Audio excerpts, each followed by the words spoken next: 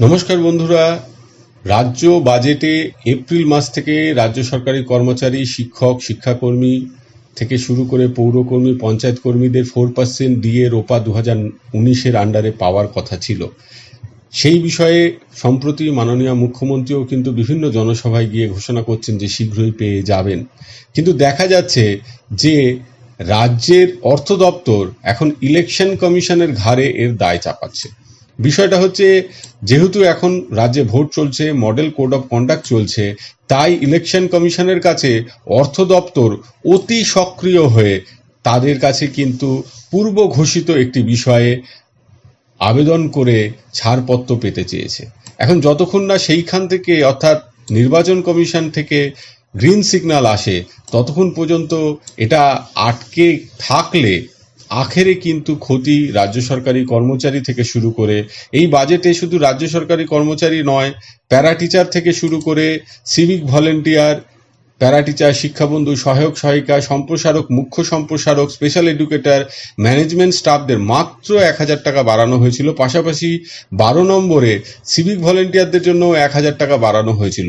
এই বাজেটেরই 19 নম্বর পয়েন্টে সেখানে কিন্তু ডিএর কথা 4% ঘোষণা করা হয়েছিল। এখন 5 ফেব্রুয়ারি যে বাজেট প্রকাশিত হয়েছিল, সেই বাজেটে যেখানে 4% ডিএর কথা আছে, বিভিন্ন কন্ট্রাকচুয়াল স্টাফদের 1000 টাকা বৃদ্ধির কথা আছে, সেটাকে ভোট না মেটা পর্যন্ত ঝুলিয়ে রাখার জন্য এই যে কমিশনের কাছে, নির্বাচন কমিশনের কাছে গ্রিন সিগন্যাল পেতে চেয়েছে, এটাকে খুব একটা ভালো চোখে কর্মচারী মহল দেখবে বলে মনে হয় না। ভোটের আগে এই টাকাটা তাদের হাতে পাওয়া উচিত ছিল, বা অন্তত মে মাসেই তারা টাকাটা পেতেন। কিন্তু এই যে বেতন, এই মাসের বেতন, সেইখানে কিন্তু তাদের যে বিল, সেই বিলে কিন্তু এটা যাওয়া দরকার ছিল বিভিন্ন পোর্টাল, অনলাইনে। সেই পরিবর্তন কিন্তু হয়নি, যেটা আমি এর আগের ভিডিওতেও বলেছি। এখন যেটা মূল বিষয়, যে এই যে অতি সক্রিয়তা কেন বলছি, তার কারণ হচ্ছে নির্বাচন কমিশনার খোদ নির্বাচন ঘোষণার দিন, অর্থাৎ 15ই মার্চ 2026 এই প্রশ্নটা উঠেছিল যে এই 4% দিয়ে তো তারও আগে ঘোষণা, তার মাত্র নির্বাচন ঘোষণার মাত্র 1 ঘন্টা আগে রোপা 2009-এর 25% দিয়ে এরিয়ার দেওয়ার বিষয় ছিল। এবং ক্যাটেগরিক্যালি যিনি সাংবাদিক, তিনি কিন্তু রোপা 9, রোপা 2019 এসব কথা বলেনি। তিনি বলেছেন যে ডিএ ঘোষণা হয়েছে। সে নিয়ে জ্ঞানেশ কুমার কি বলেছিলেন আপনারা নিজেরাই শুনে নিন। सर, मैं अश्विन कुमार सिंह एनडीटीवी से। सर, आपकी प्रेस कॉन्फ्रेंस शुरू होने से कुछ देर पहले बंगाल की सरकार ने 500 रुपए का मानदेय बढ़ाया पुजारियों और मुआजिनों के लिए, और साथ ही डीए भी बढ़ाया गया है। तो क्या ये मॉडल कोड ऑफ कंडक्ट लागू हो एक तरीके से आपकी प्रेस कॉन्फ्रेंस के 30 मिनट पहले किया गया, तो क्या कमीशन इस पर कुछ विचार करेगा?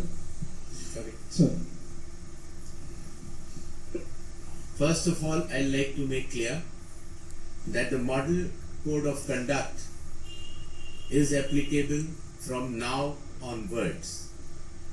So actions taken prior to model code of conduct is the prerogative of the concerned governments. But now onwards, the model code of conduct shall be applicable. বন্ধুরা, দেখতেই পাচ্ছেন chief election commissioner Gyanesh Kumar তিনি যখন বলছেন যে model code of conduct 15 March বিকেল 4টের পর থেকে চালু হয়েছে, তার আগে ঘোষিত কোনো কিছুতে কোনো বাধা নেই। সেখানে অর্থ দপ্তর এইভাবে যে গ্রিন সিগন্যাল পেয়েছে, এখন কমিশনের থেকে কোনো উত্তর না এলে তারাও আর কিছু করবেন না, এটা এক প্রকার অতি সক্রিয়তাই। যাকে এর ফলে কর্মচারী সমাজকে একটু অপেক্ষা করতে হবে। যদি ছাড়পত্র আসে তাহলে অর্থ দপ্তর ঘোষণা করতে পারে, কিংবা অর্থ দপ্তরের কাছে যদি এই বিষয়টা পরিষ্কার থাকে যে, এবং তারা যদি নির্বাচন কমিশনের বক্তব্যটি শুনে থাকেন, তাহলে কিন্তু যে কোনো দিন তারা বার করতেই পারেন এর মেমো। কারণ এটা পূর্ব ঘোষিত, বাজেটে ঘোষিত, সেটার এটা ম্যাচিং অর্ডার একরকম, তো সেইটা তারা বার করতে পারছেন না। এই বিষয়টি আপনাদের সামনে তুলে ধরলাম, আপনারা নিজেদের মধ্যে শেয়ার করে ছড়িয়ে দেবেন। এবং এই বিষয়টি যদি ঊর্ধ্বতন কর্তৃপক্ষের কাছে কোনোভাবে যায়, তারা যদি এই বিষয়ে একটা সদর্থক ভূমিকা নেয়, তবে অবশ্যই সকলের জন্য মঙ্গল হবে। আজকে এই পর্যন্ত। সকলে ভালো থাকবেন, সুস্থ থাকবেন। ধন্যবাদ।